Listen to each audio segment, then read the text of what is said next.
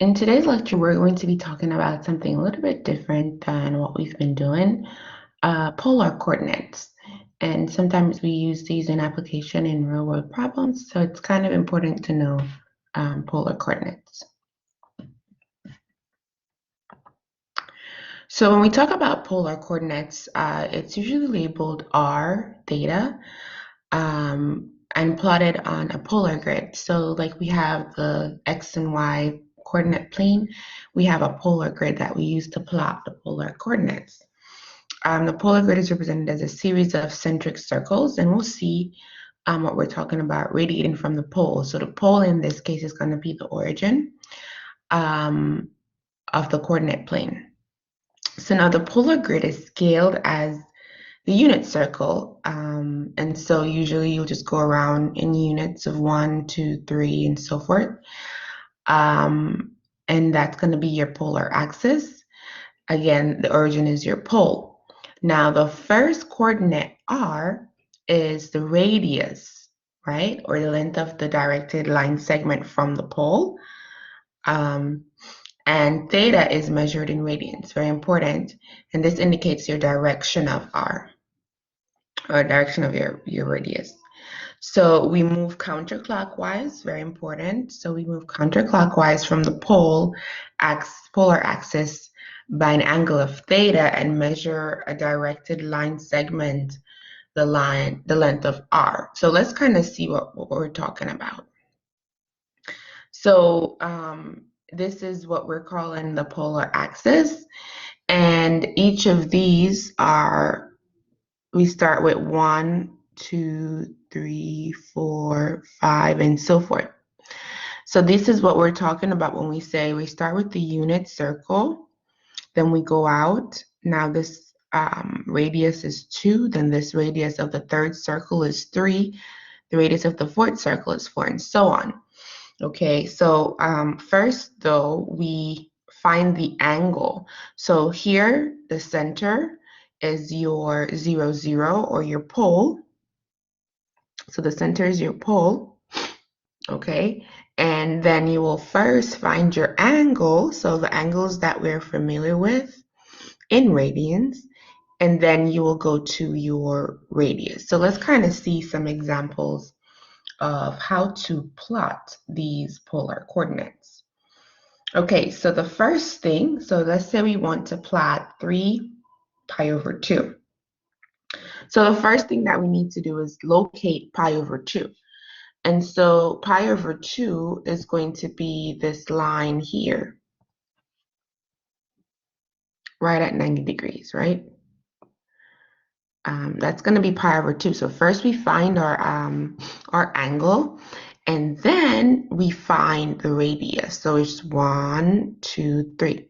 So this would be 3 pi over 2. It's kind of weird, but that's how we start graphing. We start by looking for the angle, then we find the radius, okay? Now, what if we want to sketch negative 2 pi over 6? This one is a little bit tricky, but it's still doable. So basically, we find the angle pi over 6, and we know that the pi over 6, definitely that's going to be in the first quadrant, right? But negative 2 is in the third quadrant. So what we do is we're going to find pi over 6, okay? And then we're going to reflect that into the third quadrant, which is here. And then we'll find negative 2, which is going to be our second radius. So it's going to be here. So very important when we are graphing the negative coordinates, okay? Now, of course, since we have polar coordinates and our regular rectangular coordinates, we can interchange between polar coordinates and rectangular coordinates. So for instance, if we want to convert r theta to a rectangular coordinate xy, well, we have a relationship, right? We know that cosine of theta is x over r? Well, in this case, it usually is x over your 1, because we are usually talking about the unit circle. But in this case, this is not only the unit circle, this is multiple circles, right? So we're just going to use r, and whatever r is, that's going to be the radius, right, that we've been looking at. Okay, now if you solve this for x, then you'll get that coordinate x is going to be r cosine theta. And similarly, using a relationship for sine, y over r, that's going to give us a relationship of y equals r sine theta. So this is very important to use to go from polar coordinates to rectangular coordinates.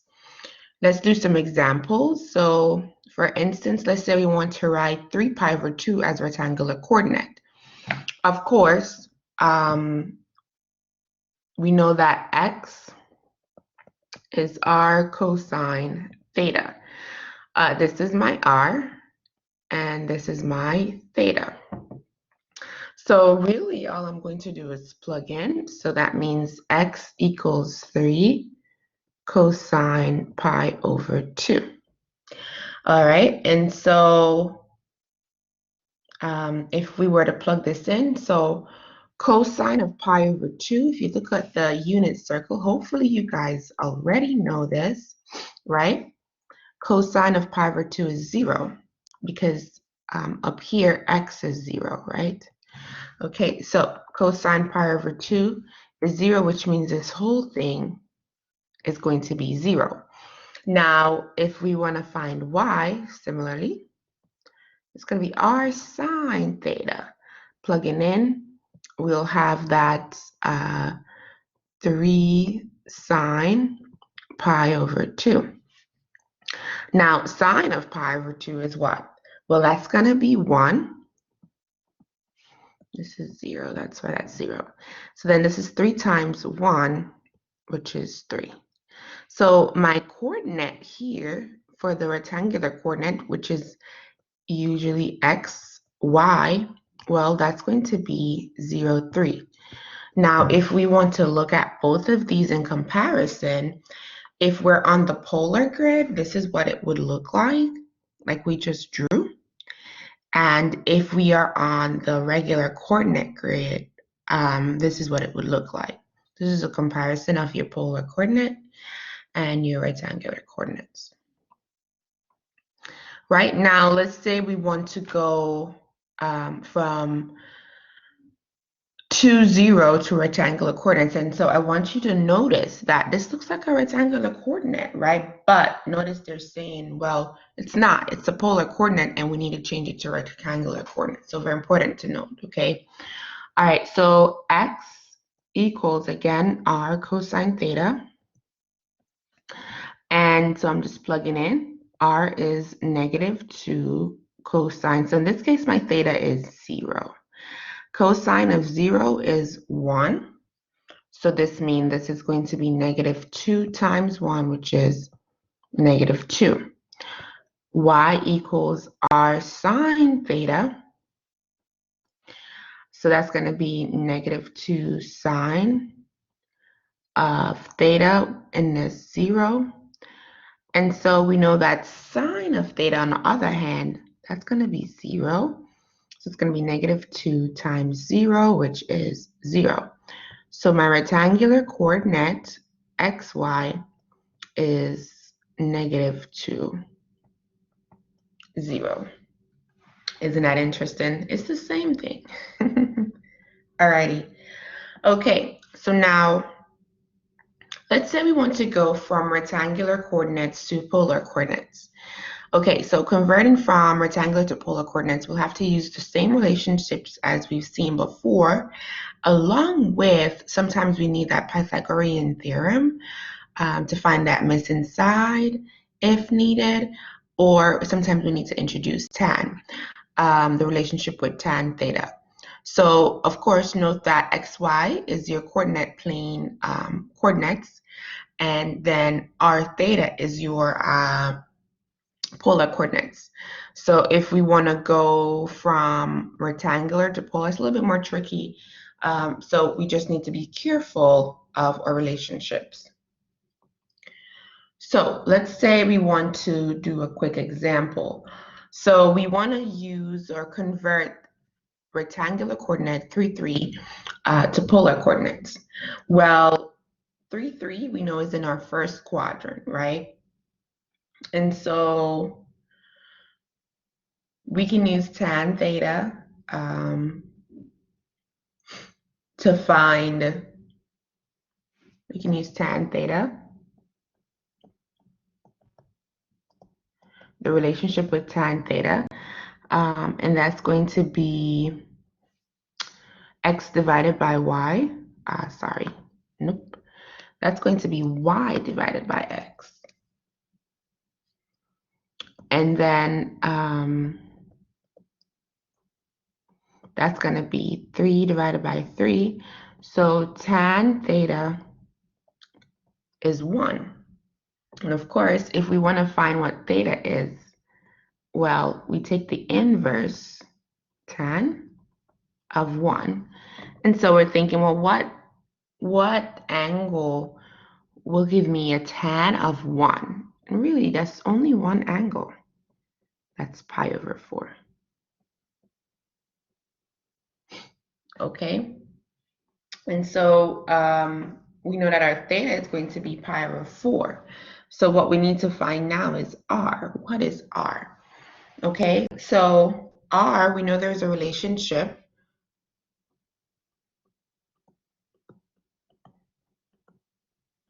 Right, that's my r. R squared. If I want to find r, I'll take the square root of both sides, and that's r. So I can plug in.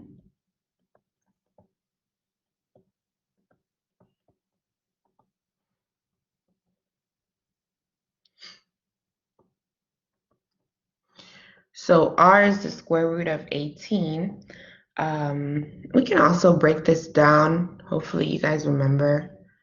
3, 6, 2, 3. So we have pairs of 3 and the 2 remaining. We can pull the 3 out. So this is 3 root 2. So my theta is pi over 4. My r is 3 root 2. So my coordinate, r theta, well, that's going to be r 3 root 2.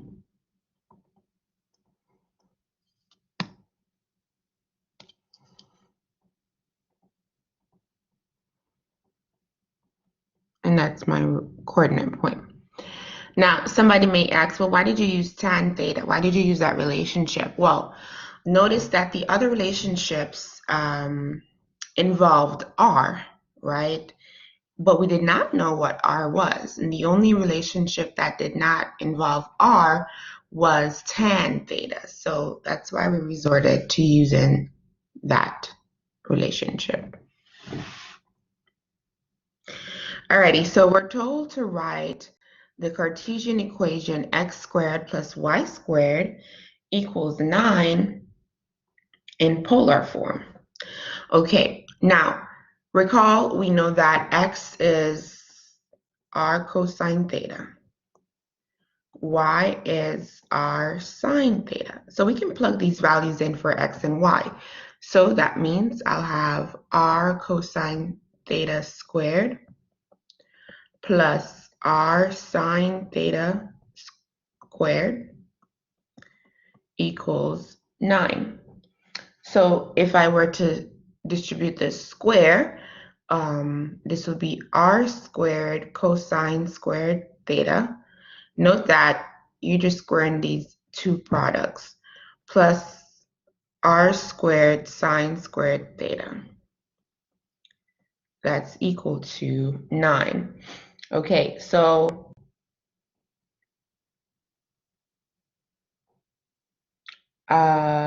if we were to, let's say, well, we have r squared for both terms, so we can pull out the r squared. So we'll have cosine squared theta plus sine squared theta. Now, you should know this. This should look familiar to you. This is the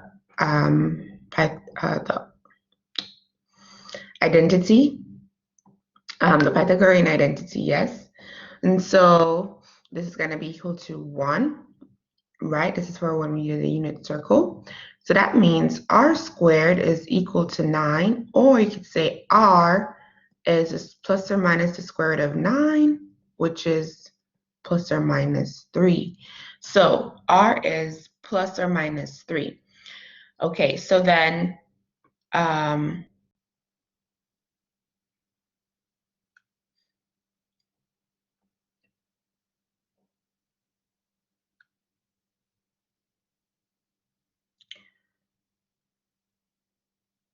so since r is plus or minus 3, let's see if we can, well, which makes sense, right? Because this is really the equation of a circle, and your radius is usually squared to give you your solution. So hopefully you guys remember equation of a circle, x squared plus y squared. It's really x minus h plus y minus k equals r squared. But at any rate, yes. Okay, so now let's say we wanted to graph this.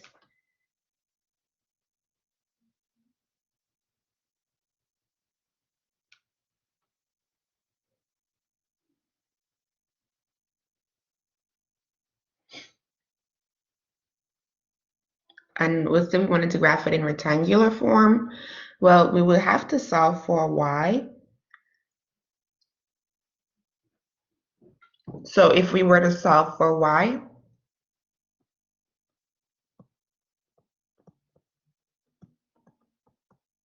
well, we would subtract x squared from both sides. So we'll have y squared equals 9 minus x squared. Take the square root. We'll get that y is the square root of 9 minus x squared. Of course, plus or minus, right? And so you can have a negative side and a positive side, right?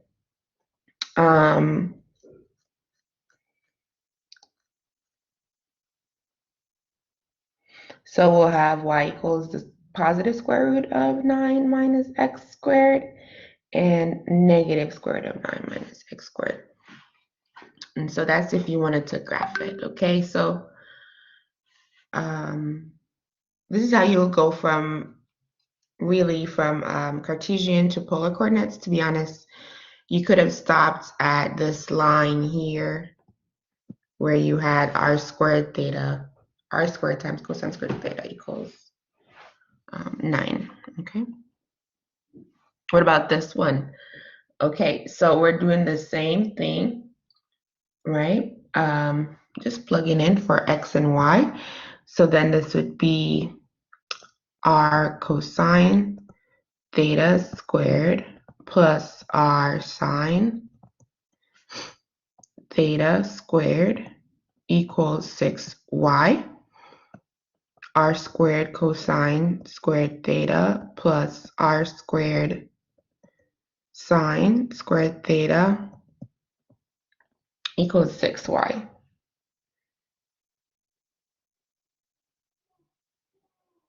Okay. We could also do it another way, right? We know that x squared plus y squared is equal to r based on our relationships that we looked like previously.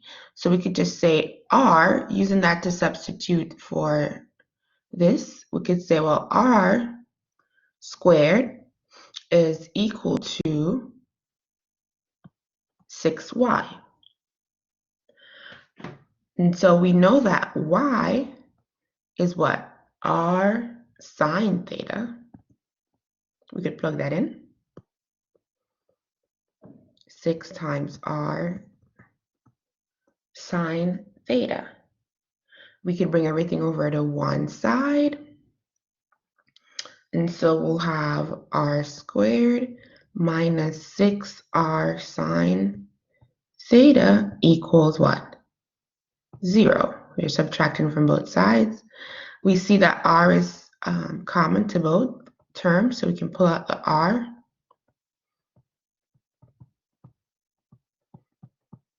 And we'll have something like that.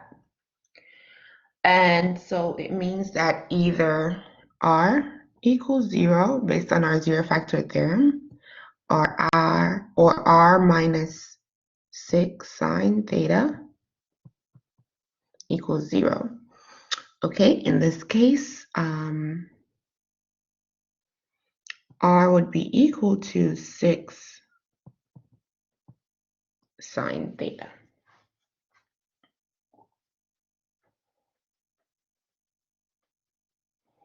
Okay. We would reject this point here, r equals 0, because this will only represent the point 0, 0 on the polar plane. And that's just one point. But remember that we have a lot of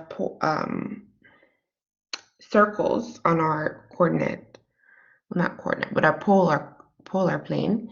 And so this is more representative of, we have data changing, right, on our circles. And so we'll reject this one since it's only one value, and our answer would be r equals 6 sine theta. Okay. So if you were to graph either of these, r equals 6 sine theta or x squared plus y squared equals 6y, you should get the same graph.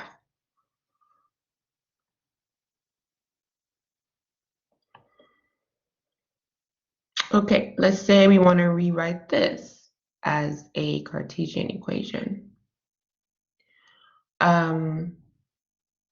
So, of course, again, we're going to be substituting. Here they told us what r is, right? And so, since that's our value for r, we know that x squared plus y squared equals r squared. So, let's think here. Well, we have this relationship here.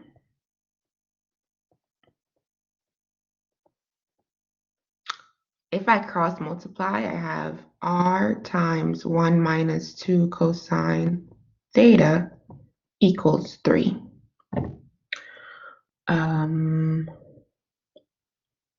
We know that cosine theta, that's going to be, that's x divided by r.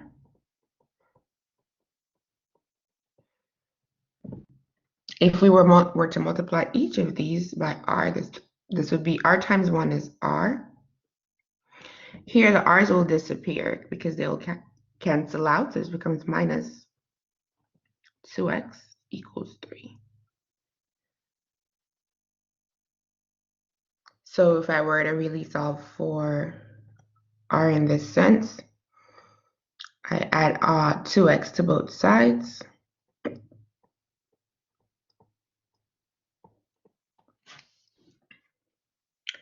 That's my r. If I were to square this,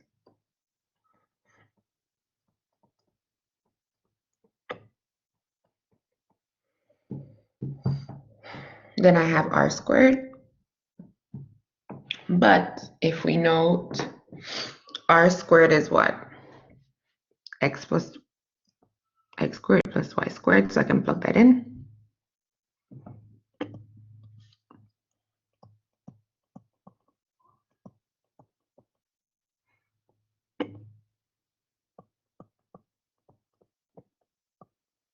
Okay. And so again, usually if we're doing anything in a Cartesian equation, we need y equals. So we can solve for y. So then we have y squared equals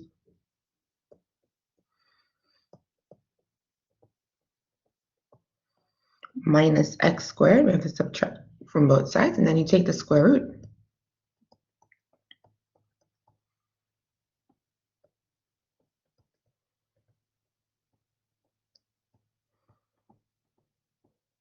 Okay, and we have our solution. All right, and so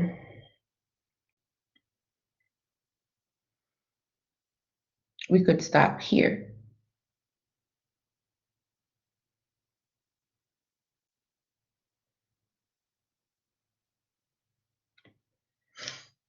Alrighty, let's look at one more example. Let's say we want to rewrite r equals sine 2 theta in Cartesian form.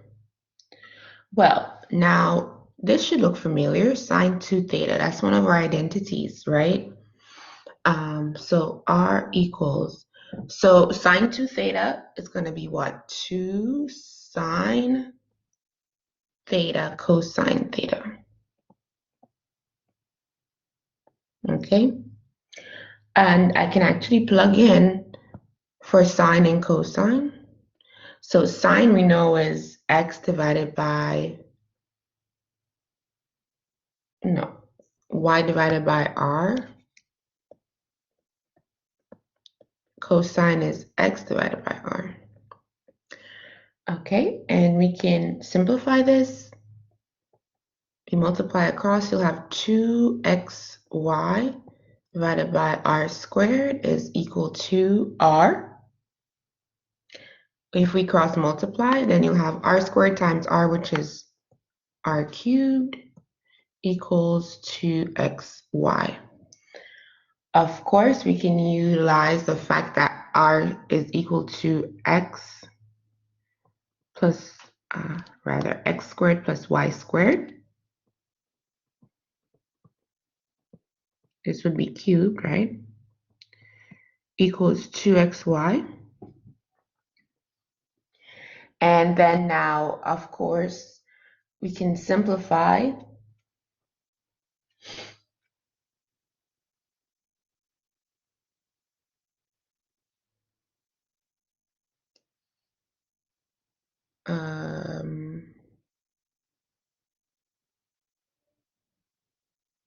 R cubed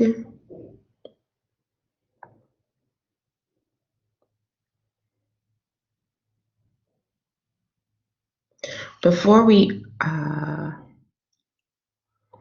this is assuming that r, so we know that x squared plus y squared is r squared.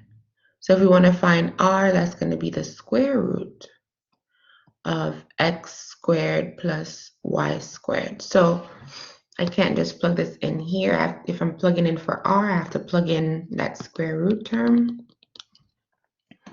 So this would be the square root of x squared plus y squared.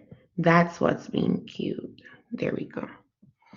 Now recall that we can write the square root as raised to 1/2, right? So this would be x squared plus y squared raised to the 1/2 power. This is the properties of exponents that we looked at previously. When we're raising an exponent to an exponent, we multiply. So this would be x squared plus y squared raised to the what? 3/2 power. And